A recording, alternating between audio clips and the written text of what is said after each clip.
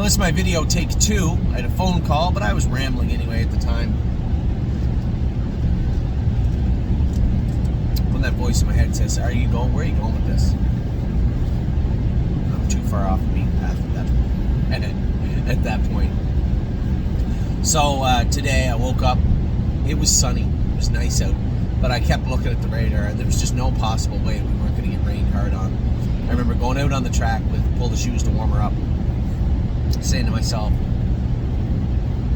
wouldn't it be nice if we just get these horses warmed up? Tim wanted to school 2 of his horses. He said, Tim, the rain's supposed to come, why don't we train them before the qualifiers? I'll go with them. Alright, fine. So I warm up, pull the shoes, I'm thinking to myself, imagine I get all these 4 done before the rain comes.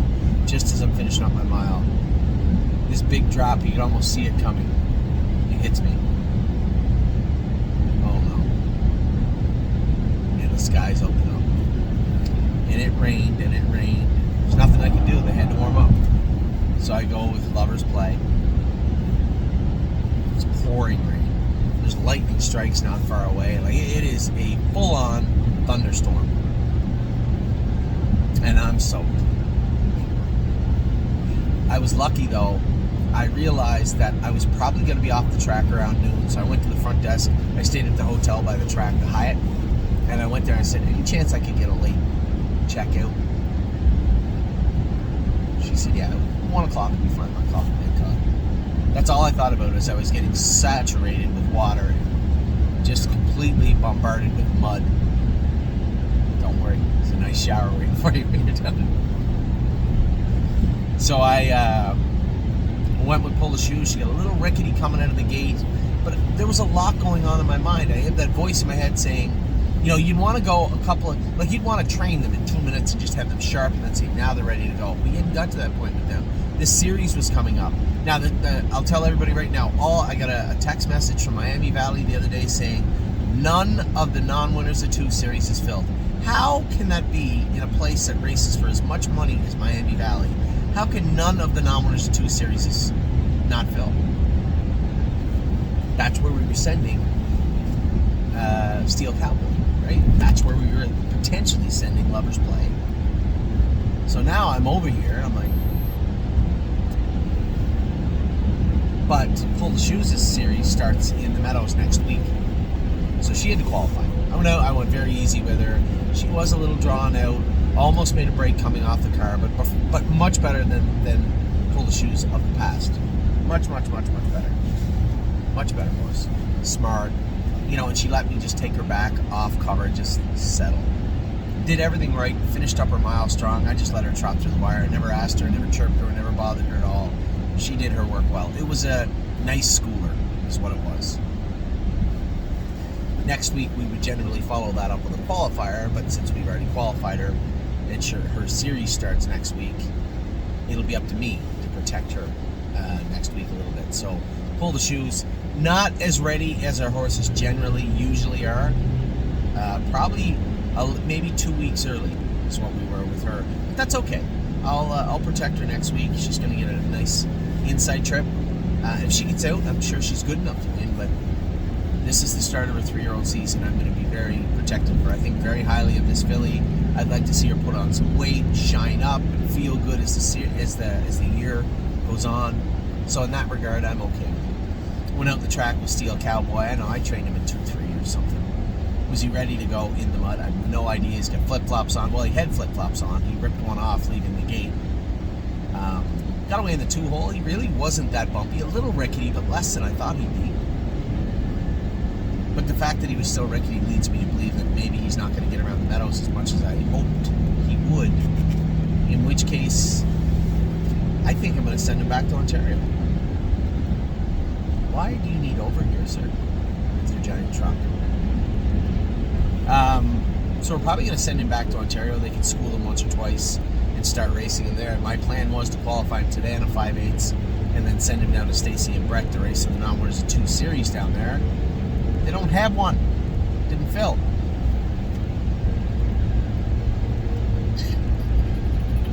So I think we'll send him back to Ontario.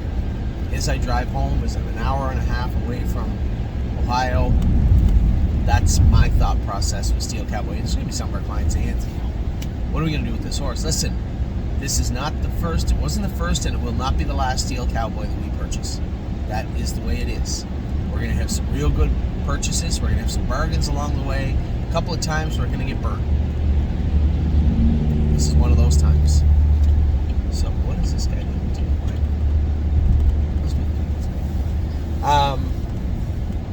So we're going to try and mitigate the circumstances we're in with Steel Cowboy. I'll tell you this, his attitude's a million times better. Come off the track, he was feeling good, ate all his lunch. To start, I guess. We know he does have speed in there. He did win at 52. He's paced 53, 54 before at Mohawk. And he is less bumpy than he was before, I guess, is a takeaway there. So, let's see what we can do with that. That was Steel Cowboy. I went out the track with Wallop. I took the martingale off. We didn't train him down with a martingale. And he was fine, but usually when you get up, going up to the gate, he gets throwing his head, but he didn't do that today. He got away nicely, he followed nicely, he did his work nicely, he didn't bother anybody. Again, though, felt like he needed a little more work. I'm going to talk to Tim more about that. I think maybe he should train him up Saturday, and then we'll decide if we're going to race him next week or the week after. It's one thing to say, hey, we'll put him into qualify and go easy. Not the end of the world. It's another thing to put him into race when he's not ready to win. That's a no-no. So he may need another week or so of training. Maybe a schooler next Tuesday. That's a possibility.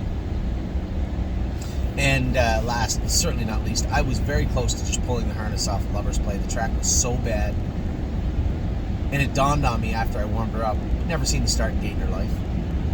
Here she's going in behind a starting gate she's never seen, at a new track she's never been to, in a group of horses, which she is used to, because she trained down at sets. But how would she respond? I will tell you this, the further we went the mile, the more she got on the right line very, very hard. We can help her with gear. Obviously, the way that she behaved in this qualifier was surprising. She did everything perfect. She might need a little more work also. She might need that visit to the vet also.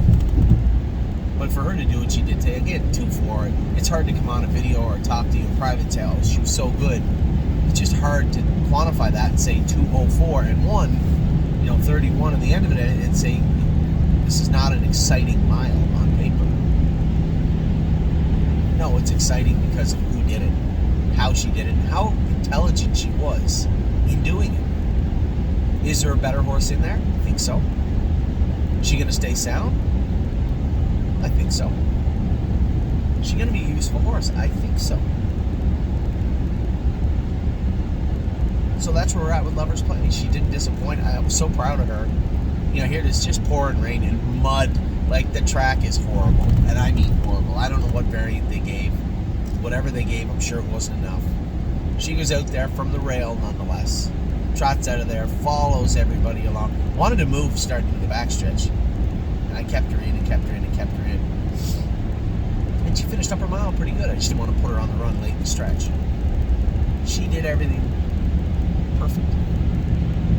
Very, very proud of that filly today. It was the first time in a long time where I knew it was going to rain and I didn't look for a way out. I did, we'll go another day. I knew the pull the shoes had to qualify.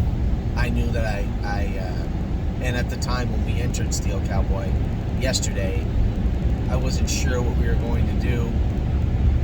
Wallop, I felt, should probably qualify. And Lover's Play, just eager to see her do her work. I don't want to put too much work into her. Would that be detrimental? I like what everybody did today. I wasn't surprised with anything, and I was very proud of the way the Pull Shoes handled herself in the mile and the way that Lover's Play handled herself today also. Of course, we pay that much money for a Steel Cowboy. It's hard not to be disappointed. Of course, I'm thoroughly disappointed. But his attitude's changed. Might just need a couple more weeks of work. Bigger track like Mohawk. Maybe that'll be the key for him. We'll see. So that's the plan. Steel Cowboy's in the back. He's on his way back to Northfield with me. We're going to get him shot because he lost a shoe. We got to pull his health papers, and then we're going to ship him back to Ontario. The other three, Lover's Play, Pull the Shoes, and Wallop, are all at Tim Twaddle's barn right now. I suspect you'll definitely see Pull the Shoes Indigo next week. Wallop, that'll be up to Tim. My only concern and my only request to him will be that we don't enter any of those other horses until they are tight, sharp, and ready to win. I don't mind racing Pull the Shoes in shape because she has that series and it's beneficial for her. But there's no benefit in us racing the other two if they aren't ready to go right this second. So that'll be a discussion I'll have with Tim later on tonight. We have Electric Line today racing, so good luck to my partners on Electric Line. I talked to you earlier about the horses that raced last night. Very proud of Spitfire Overseas. He was great. Renegade Gypsy looked good also. And White Tiger, a few little question marks hovering around him. And then I got a text from Eric and Jason saying that the horses trained well today. The 3-year-olds, they did get them out before the rain came, which is good because the rain was supposed to start at 7 a.m. So clearly it didn't start until about 10 or 11. So lots of good things going on today at the barn. I hope you guys had a good day. If you got to watch the horses qualify, listen, I know they weren't super flashy, but today was not going to be a flashy day. Today was about 2 weeks early. Let's get Pull the Shoes qualified so we can see if she's ready to race. I believe she is. Let's get everybody else that's close to qualifying qualified, and then we can reassess them after the qualifier, which I have, which we will continue to do. So all in all, a successful Tuesday at the stable. Sun's out now, no complaints. The mud is gone. It's all washed off. And I am almost back to Ohio. I will talk to you all very soon. Take care. As I said, good luck to my partners tonight. Tomorrow it's supposed to pour again, both in the Meadows and Ohio. So that will be a much less enthusiastic Anthony heading back to Ohio tomorrow afternoon. Take care.